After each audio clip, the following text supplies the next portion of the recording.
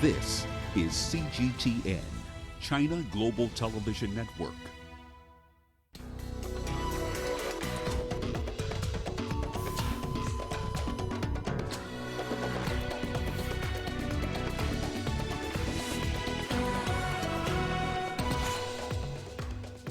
Heartwarming stories of rescue more than 66 hours after the earthquake in Turkey and Greece. With hours to go before Election Day, U.S. President Donald Trump and Democratic challenger Joe Biden make one final push in battleground states. And African nations consider more strict measures as the coronavirus cases surge. Hello and welcome to Africa Live. As always, great to have you with us. I'm Richard Nta live in Nairobi, and for those of you joining us from across the continent and around the globe, we thank you for joining us. Let's take a look at other stories making headlines this hour. In business, we look at how Egypt is keeping COVID-19 at bay during phased reopening of the economy. And in sports, Tunisia rugby team finalizing preparations for Maghreb Cup in France. Once again, welcome to Africa Live. So good to have you with us. I'm Richard Nta. Let's begin in the Philippines, where President Rodrigo Duterte will soon make an aerial inspection on the damages after record typhoon lashed the country over the weekend. Typhoon Goni has killed at least 16 people. Many were trapped in up to 3 meters of water, with some stranded on rooftops. It also triggered volcanic landslides that have buried about 150 houses in the southern province of Albay. As evacuated residents try to recover, another storm is looming on the horizon. Gretchen Maladad has the latest. The provinces in southern Luzon, where the typhoon first struck, mostly bore the wrath of Typhoon Goni. The province of Albay was badly hit, and there are now reports that around 150 houses were buried from a volcanic ash landslide coming from the active Mayon volcano. Heavy rainfall and relentless winds up to 245 kilometers per hour yesterday induced a volcanic mudslide. 10 people died in Albay province, mostly from the landslide, according to local authorities, and some have also been reported to have drowned because of flooding. Another province that was badly hit was the province of Catanduanes. Power and communication lines were cut there yesterday, which made it harder for emergency response teams and relief efforts to come in. The Philippine Red Cross says that there are 6 deaths in the province and 2 of them died because of drowning from the floods. There are also reports of missing persons. People from evacuation areas are starting now to go back to their houses, but the problem is some of them might not even have houses to go home to. It's still hard to ascertain the extent of damages from the typhoon, and we'll know more throughout the day as power and communication lines are being restored in several provinces. But there's another storm brewing and has entered the Philippine area of responsibility yesterday morning while Typhoon Goni was still battering the island of Luzon. Tropical storm Atsani will likely intensify into a severe tropical storm in the next couple of days. It will not be as strong as Goni, but everyone is still bracing and worried for Atsani, which will be the 3rd storm entering the country since last week. And now from one natural disaster to another, let's turn our attention to Turkey, where a 3-year-old girl has been pulled out alive from a collapsed building in western Turkey as rescuers continue to search for survivors of a powerful earthquake that struck the Aegean Sea on Friday. At least 83 people have been confirmed dead in Turkey and 2 in Greece. Now, nearly 1,000 people are injured. Mikhail Bardavid has more.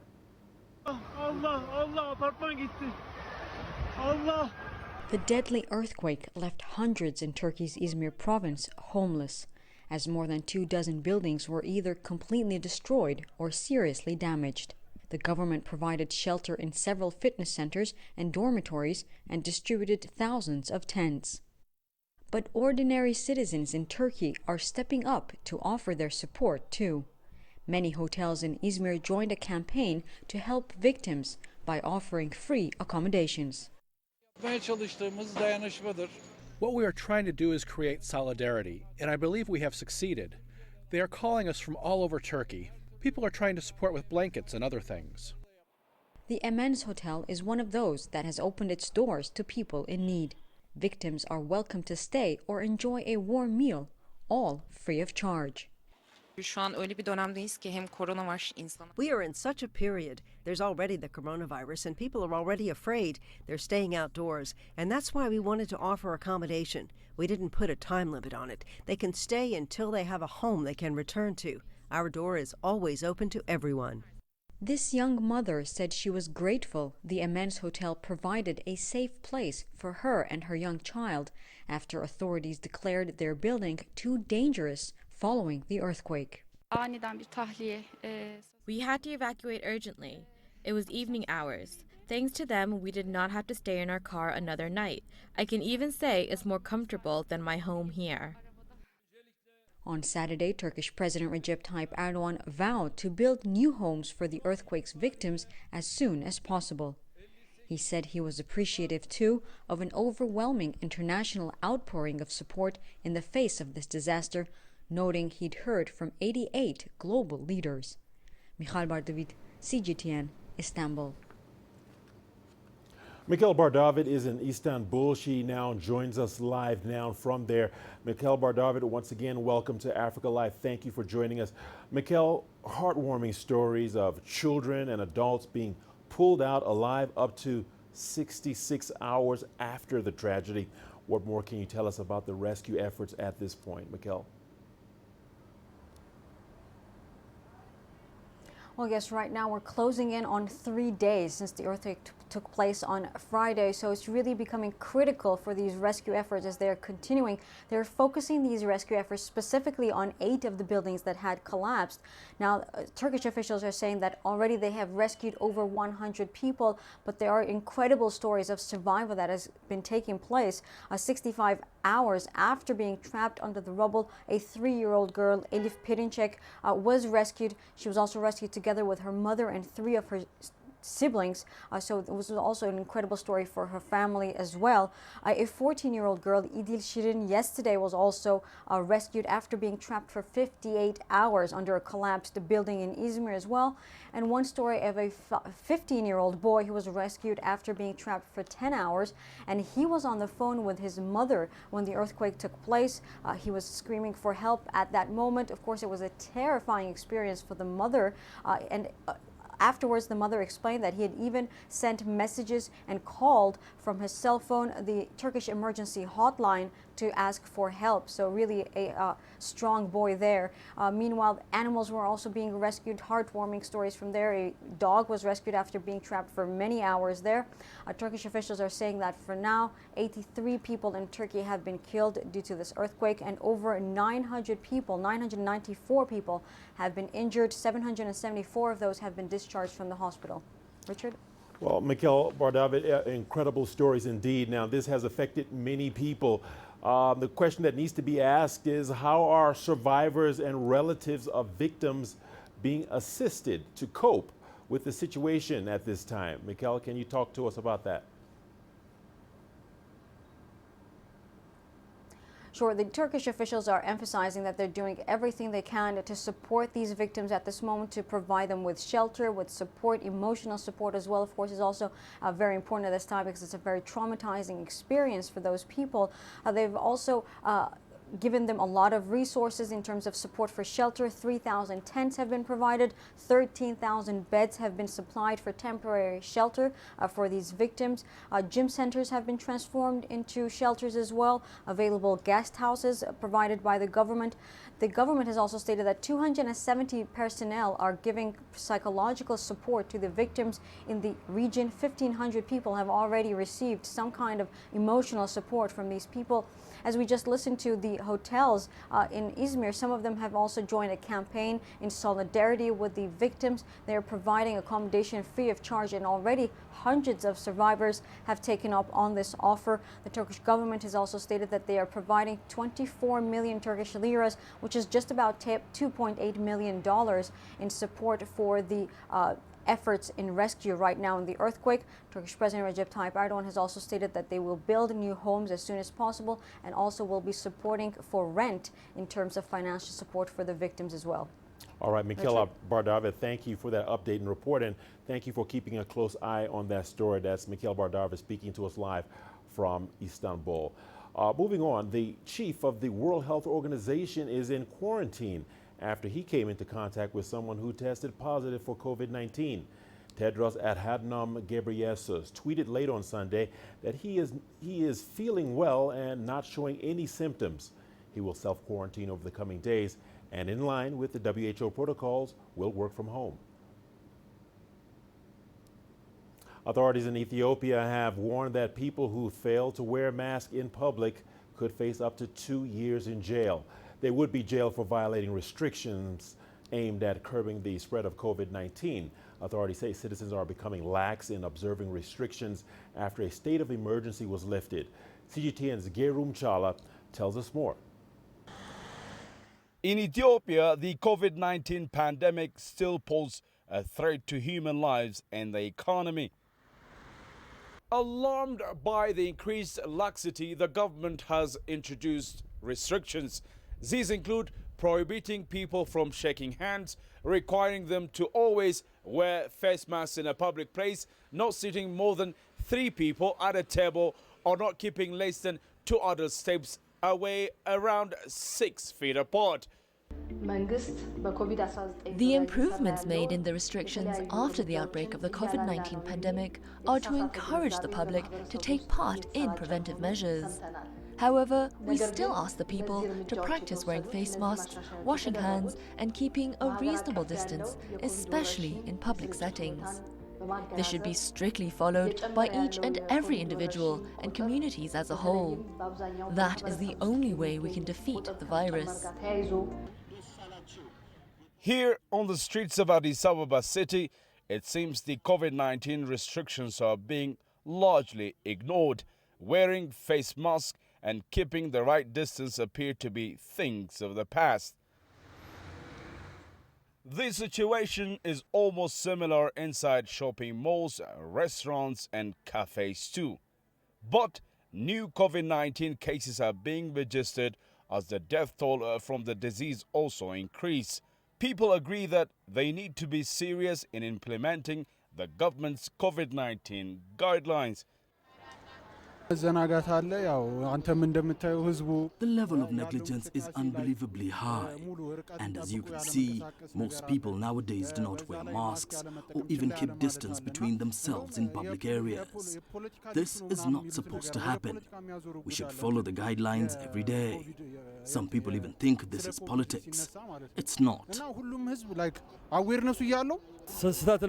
Action of not complying with the restrictions is not only wrong, it's also dangerous. We should continue wearing face masks until the day this disease is controlled. Many government officials, including President Sahle Work, are busy informing and educating the public to change attitudes and fight the pandemic. The president also believes combating COVID-19 requires global unity.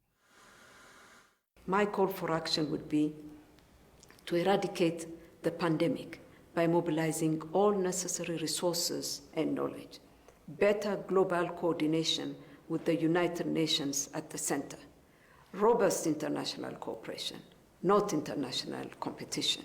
The African Center for Disease Control and Prevention, headquartered here in Addis Ababa, says there are tangible signs of a second wave of the pandemic across the continent. In Africa, the failure to implement restrictions and guidelines put together by both Africa CDC and individual governments has seen many nations record spikes in new COVID-19 infections. But still, some experts believe Africa is doing fairly well, given the situation in other parts of the world. Grumjara CGTN, Addis Ababa, Ethiopia. New COVID-19 cases in Europe have doubled over the past 5 weeks, bringing total infections on the continent to more than 10 million. Now, facing surging cases, many countries have announced nationwide lockdowns. Germany begins its 1-month lockdown today. It includes the closure of restaurants and cinemas, as well as tougher social distancing restrictions. Starting Tuesday, Greece will shut down restaurants and other leisure activities in Athens and other major cities.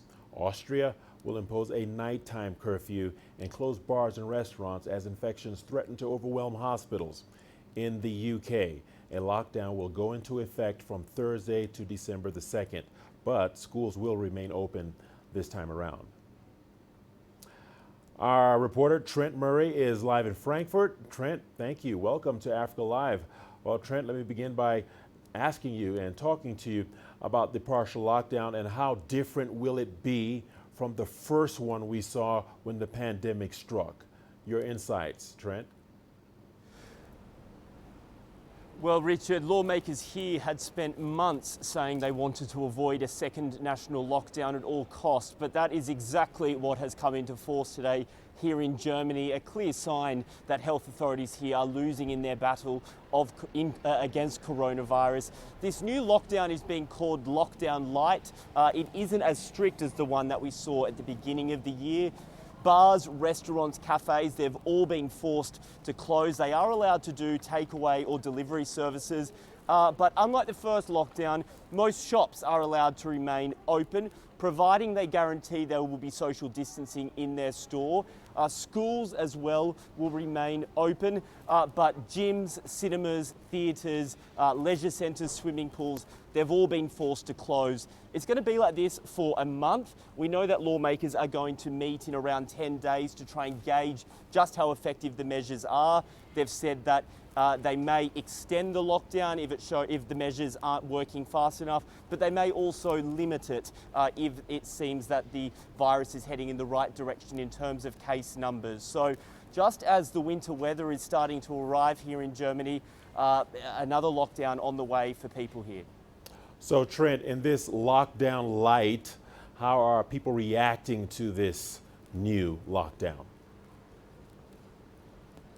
Well, a poll out last week said 63% of people in Germany expected a lockdown like this, and then the day after Angela Merkel confirmed it was coming. So I don't think people are too surprised. I think by and large Germans are taking it in their strides. I don't know if you can see behind me, there's a couple of ladies enjoying a coffee sitting down at a table and chairs. Now they're technically in breach of the rules. I believe they may have got a takeaway coffee and then sat down at a restaurant that's closed its doors but left its tables and chairs up. I think that kind of symbolises where the country is at. People are taking it in their strides, by and large following the rules, but there are a couple of people who clearly have had a little bit of enough. Worth noting as well, there's quite a heavy police presence as well in parts of the city here in Frankfurt. A number of police out really trying to remind people that not only are bars and restaurants closed, but they really have to wear those masks as well on the street. If they don't, they could get a fine. All right, let's talk about the healthcare system. How is Germany's healthcare system coping with the surge in the coronavirus cases as at now? And talk to us about what the situation is like over there.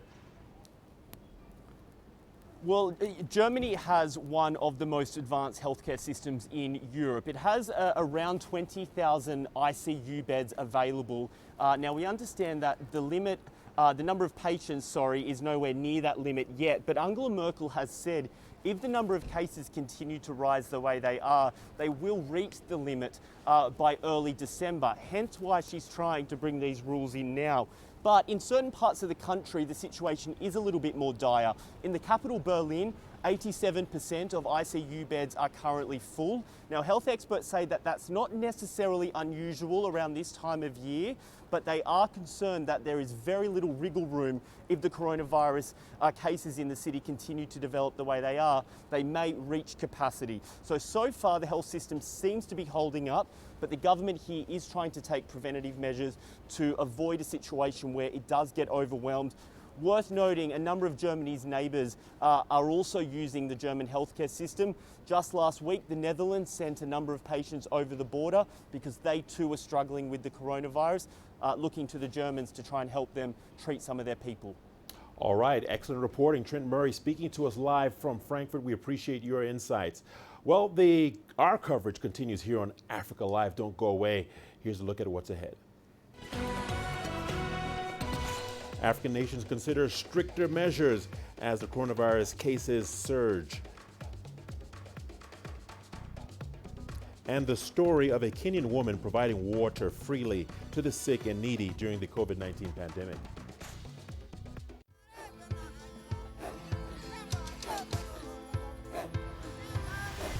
Africa is a continent of diversity, with varied climates and enchanting geography. and a people so distinct, but with a shared enduring spirit. We are at the heart of the continent to bring you the untold stories. Let's have a look. We celebrate Africa as it shapes its own destiny. Tunis, Cairo, Juba, Johannesburg, Ethiopia, Tanzania. AfricaLive. Find your voice. I try to not let it affect me, but there are days when it does. I'm a human being, and to see patients in a hospital bed and their family members are not there, there's no one there to hold their hand, that human touch, you know?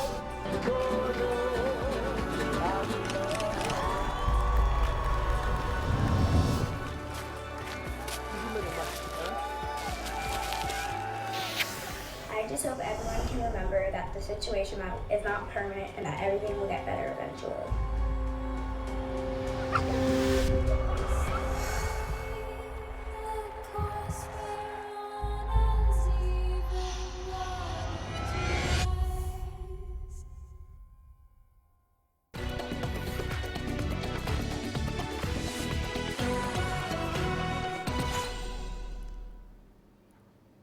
Welcome back to Africa Live. Thanks for staying with us. Election day in the U.S. is just hours away. Donald Trump and Joe Biden are traveling across the nation in the final push for votes. On Sunday, President Trump toured 5 battleground states while Biden spoke at a campaign event in the coveted state of Pennsylvania. The Democratic candidate maintains a solid overall lead in polls ahead of Tuesday's general elections, but the race is polling much tighter in key states which could decide the election. Richard Nta tells us more from Washington, D.C. Let's take a look. Donald Trump and Joe Biden have been hitting battleground states in the last leg of this race. Donald Trump has been undertaking a grueling series of rallies in 5 states. He's gone to Iowa, Michigan, North Carolina, Florida and Georgia, giving rally after rally, you know, those packed, crowded rallies that we've seen where there's been limited mask wearing. Joe Biden has been undertaking a very different kind of campaign. He's had fewer rallies. They've been more socially distant affairs. He focused on Pennsylvania today. He did a rally focusing on black voters. He spoke to Latino voters. And then he's did a drive-in rally in Philadelphia. And his message was really criticising once again the president's handling of the pandemic. And President Trump has denied reports that he would prematurely declare victory early on the night. This is following a report by the media outlet Axios, which quoted 3 unnamed sources saying that President Trump was preparing to declare victory early if it looked like he was ahead.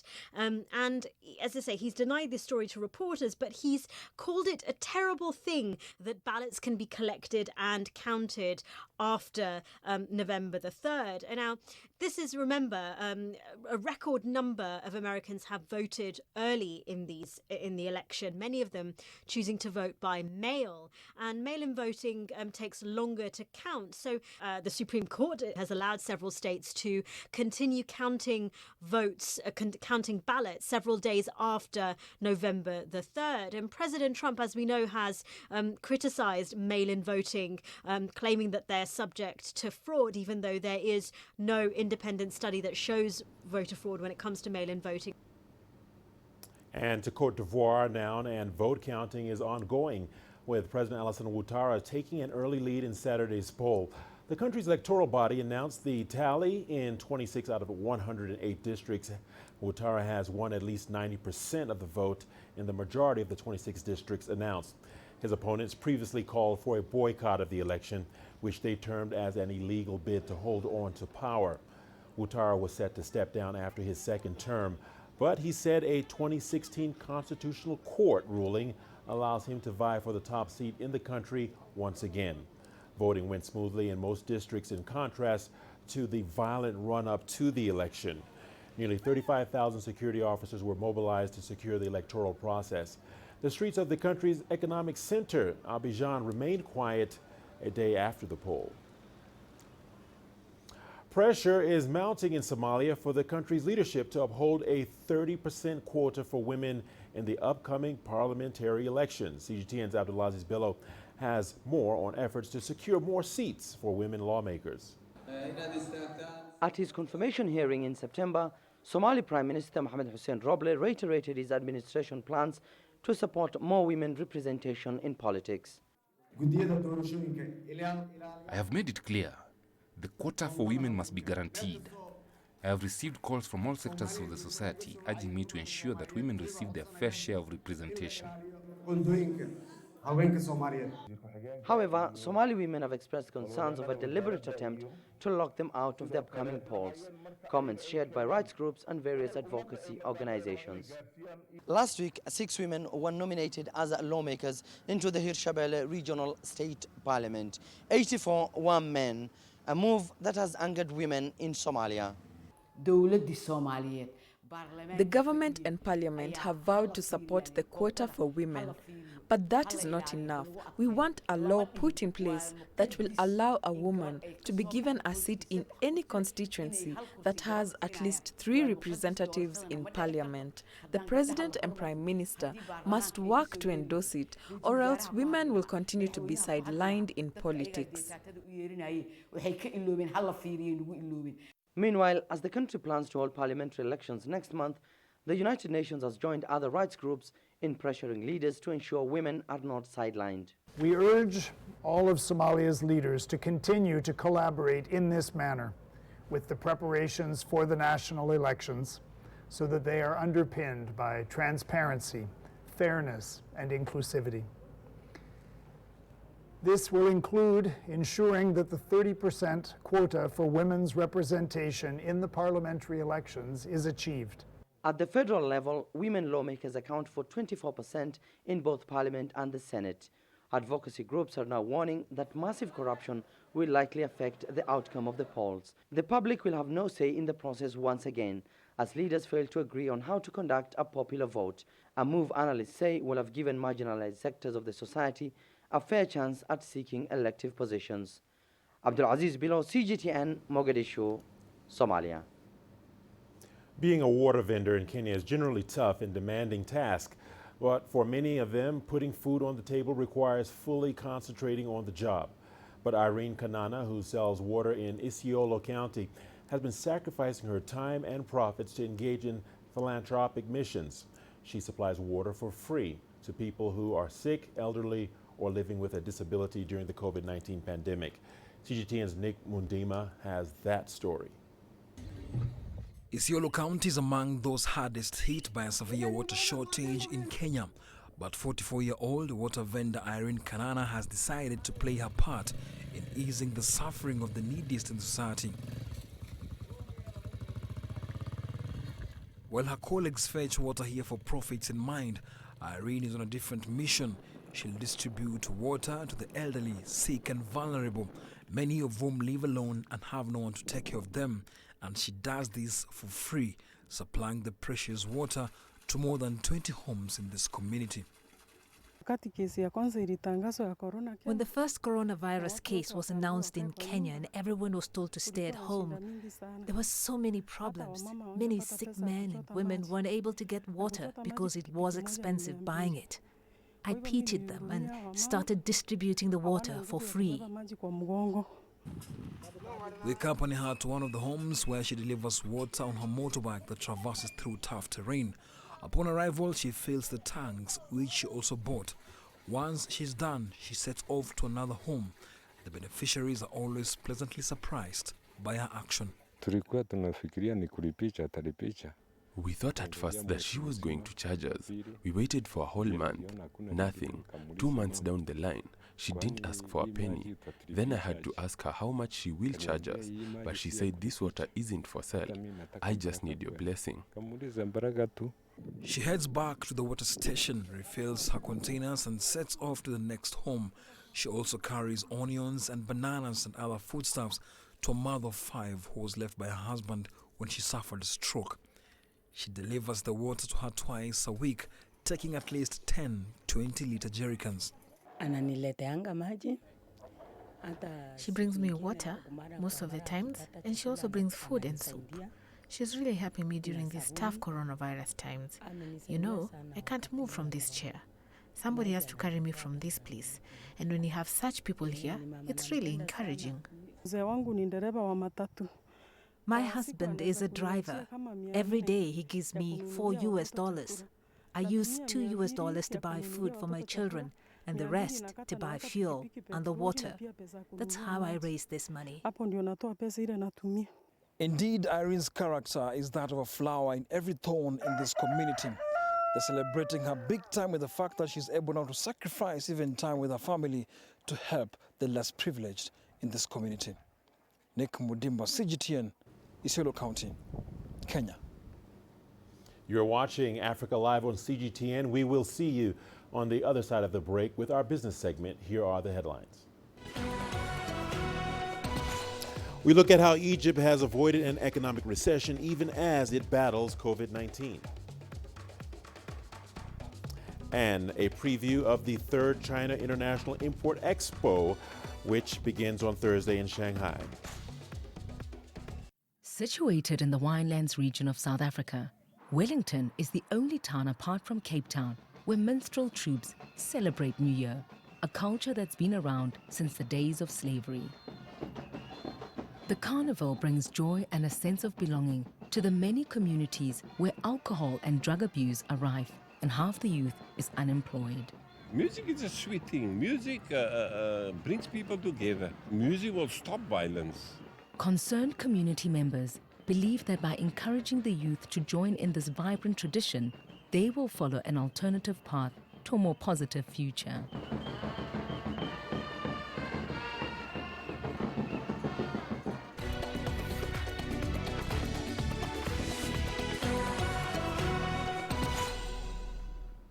You're watching Africa Live. Thanks for staying with us. Egypt hasn't escaped the COVID-19 pandemic yet, but it has managed to evade the economic recession. The IMF has raised its growth estimate for the North African nation, unlike many other countries. CGTN's Yasser Hakim looks at how Egypt has been keeping the pandemic at bay while reopening the economy. The coronavirus reached Egypt in March through a number of tourists, as claimed by officials. A committee headed by Egyptian President Abdel Fattah el-Sisi was established to monitor and lay out the plans for combating the pandemic. We are a heavily populated country. We're exceeding 100 million right now. There is a variability between the government rates as regards the overcrowdedness issue and the level of the people living over there, the social and economic and education level. There is a variability. All these variables were put into consideration while we were putting our plan to combat and prevent the spread of COVID-19 in the community. The peak rate of infection exceeded 1,000 people per day in June. Already in place was a nighttime curfew. Enough medicine and masks were also supplied to the market at low prices for Egyptians. A partial lockdown saw the closure of schools, most businesses, entertainment facilities, hotels and restaurants, except for delivery. In March, the state closed airports, universities, schools, and a lot of other things too. Acting early was very good. By September, daily new cases dropped to the low hundreds. Schools reopened with smaller class sizes and are continuing online education. Hotels, cafes, restaurants and cinemas are allowed to operate at 50% capacity. Shisha smoking at cafes is still prohibited, as well as parties and weddings. Many Egyptians, however, have eased their health precautions. I'm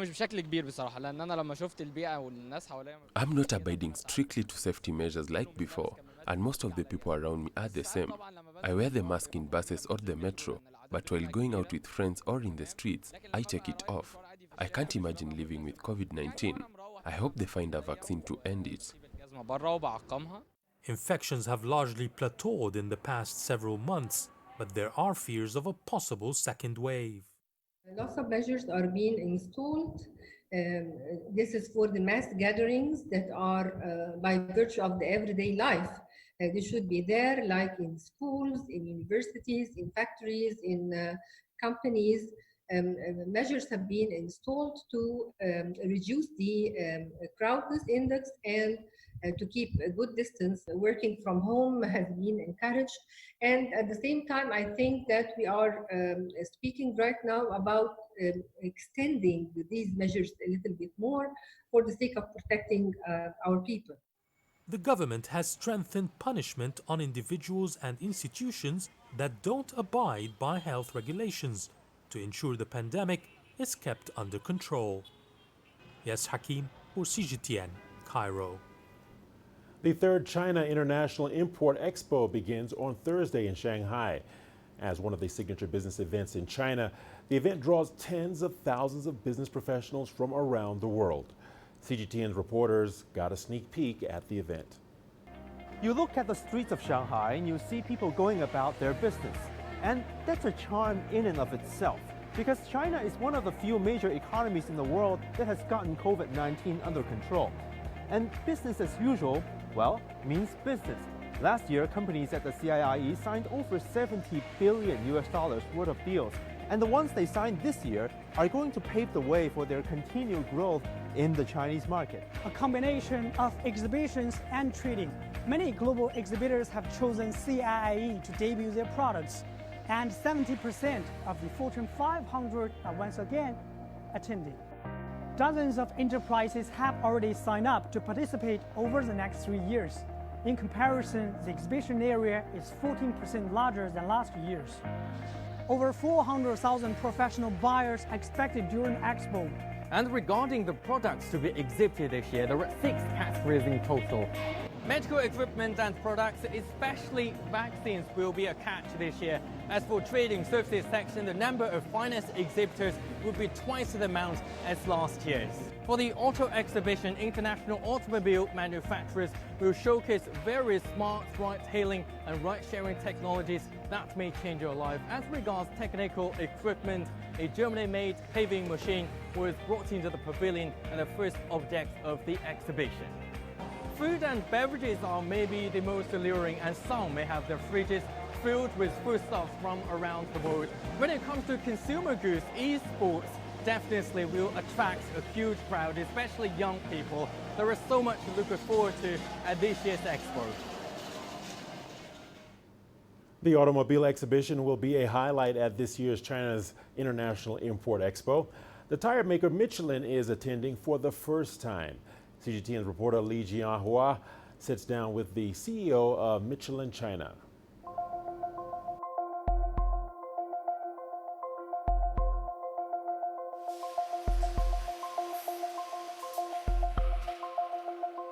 When it comes to this business, especially when it comes to tires, how has the coronavirus pandemic affected your business so far? Yes, I think that everybody, because of lockdown and globally the fact that we couldn't move, so everybody suffered in February and in March. So the tire industry has been also heated, both in, I would like to say, in original equipment market, because many factories have been stopped at this moment. You see, the mobility was reduced during this period, and as you know, the tire is the only element when it goes to mobility that is connected with the ground. So if no mobility, no usage of tires. And you once said that the demand is still there. Yes, sure. I believe at that moment that there will be a strong internal demand in China. And this is exactly what's happening today. And we even call it dual circulation today, as you know. So yes, definitively, my belief is in our industry, especially the internal demand is definitely here, because we are growing now in China, and the growth is coming with a huge demand behind. And then earlier in July, you signed a memorandum with the CIIE organizing committee so that you're going to join the exhibition starting 2021 through to 2023, right? You know, we would like to be a part of the journey of growth of China in upcoming years. Michelin in China is not a newcomer. We have been here for the last 30 years. I hope that we will stay here at least for the upcoming 100 years. For me is of course a business platform, but before that, I believe that's the platform for dialogue. But when it comes to the tire industry, how can you make sure that it is environmentally friendly when it comes to practice? Yes, so there are many cases. So first of all, what kind of materials you use in your tires, for example? Okay, so it's rubber. Yes, is rubber. So how you source this rubber, and after that, how you recycle and you make usable these materials, these noble materials, or for tire business or for other industries. I'm also quite interested in the new products we are about to display at this year's exhibition, right? It is about the tire that can repair itself. Can you further elaborate on? Yes, we have also this. We have also this kind of. We have many innovation in these areas. You have tires that detect when there is any problem. They talk to the driver. They can talk to the service provider. But like we are talking every day about digitalization, and what does it mean in tire business for us is making the tire talk with its environment. Connectivity, artificial intelligence, the Internet of Things. We hear about these concepts all the time. But how exactly are they changing our lives? CGTN's reporter Chu Hiao visits 2 production lines to learn more about the transformations underway. Robotic arms getting the job done. This smart factory manufactures air conditioning technology for office buildings, skyscrapers, and airports. The famous bird's nest in Beijing and the tallest building in Shanghai, the Shanghai Tower, all use facilities produced by this company. We've been in China for more than 20 years. Since 10 years ago, we began incorporating artificial intelligence in our production, specifically in assembling parts and inserting tubes. AI has doubled our output and reduced employees by 10%. Apart from making manufacturing more productive with less waste, Zhang says safety is another benefit of using AI. Workers used to be exposed and risked hurting themselves. But now the problem is solved thanks to automation. Previously, welding posed a serious harm to workers' eyes, but now it's done by welding machines that use laser positioning. In future, our goal is to have the majority of production line operating with digital technologies. For the upcoming CIIE, Johnson Controls is providing 7 giant chillers like this one. These machines will ensure that the venue has a perfect temperature so that the visitors can avoid sweating heat as they explore and browse. Smart factoring is applied not only by equipment makers, but also clothes makers. Chinese e-commerce giant Alibaba's Rhino platform is providing the solution for more customized quality clothes. This new clothing production line is now equipped with smart cameras, print heads, and other machines. Combined with data analytics and back-end technologies, top-quality customization is made possible. Our hope is to continue to expand Rhino manufacturing, to create an inclusive, win-win, and open digital collaborative network, serving 100,000 businesses and forming a trillion-level digital intelligent manufacturing ecosystem. Insiders say digital technologies are revolutionizing the industry. They teach the systems to work all by themselves. Even more impressive, they're able to learn from mistakes and constantly improve performance. The advances are expected to make a huge difference in our lives. Cui Huiyao, CGTN, Jiangsu Province.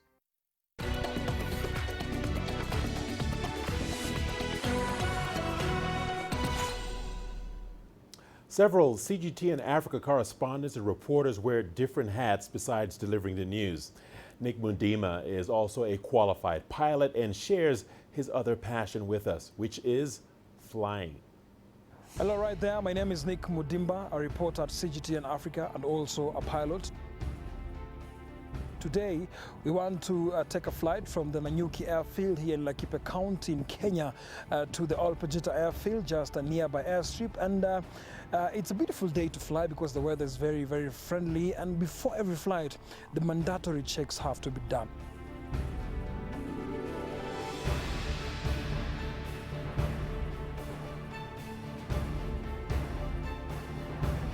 You have to check how the engine is. You have to check the condition of the oil, of course, the oil levels, the ports, to make sure there are no foreign objects. And also, you have to make sure the wings, of course, the fuselage of the plane is actually intact. Now, also, it's a mandatory procedure because now this is where safety is guaranteed. Without external checks, safety is not guaranteed. Let's now go inside and actually just take a brief look on how things are. The pre-flight checks, you have to make sure everything is actually okay, and the GPS system is actually on. Yeah, this is what actually guides you while you're on flight. Fire checks, fire detectors, have to check them just to make sure that in case of fire on board, you're able to take the necessary action. But yeah, as simple as that. That's it. From that now, you start the engine, and of course, you're good to go.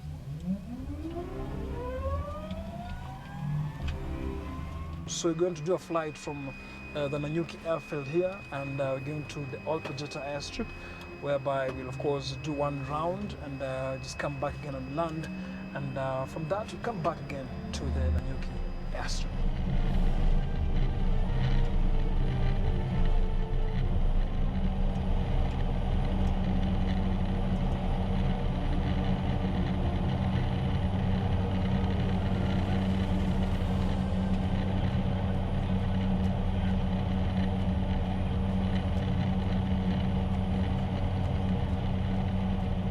Now, CGTN Africa has been very solid in terms of my career, and of course, many people are asking, why did you choose the pilot side? Because it looks lucrative, but something is, many pilots won't like, whatever I'll say is that flying is good, yes, looks prestigious in some way, but again, while I'm in the newsroom, that's where I feel like my purpose is. That's where when I do my stories, I feel like I have to touch so many lives. So CGTN Africa has actually opened so many doors for me, and of course, I learn a lot while at CGTN Africa, and the routine that the pilots go through here is actually very, very commendable. But again, it also lies where your heart is, where the passion is. At the newsroom, going to the field, doing news is actually what I love.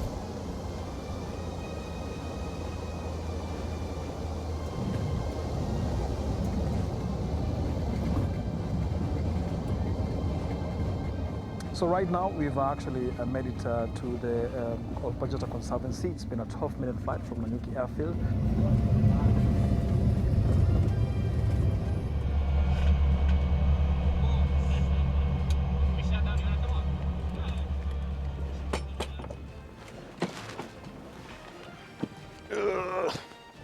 So that's it for this special edition of Know Your Correspondent. My name is Nick Mudimba. So it's back to the newsroom. It's been real here. And of course, to all aviation enthusiasts out there, do not give up. You can always do it. Thank you so much for your time. My name is Nick Mudimba for CGTN in Nanyuki, Kenya. What a remarkable story. Our very own Nick Mudimba showing off his flying skills. Well, we're not done just yet. We've got your sports news coming up. Here's a look at the headlines. And in sports, Tunisia rugby team finalizing preparations for Maghreb Cup in France.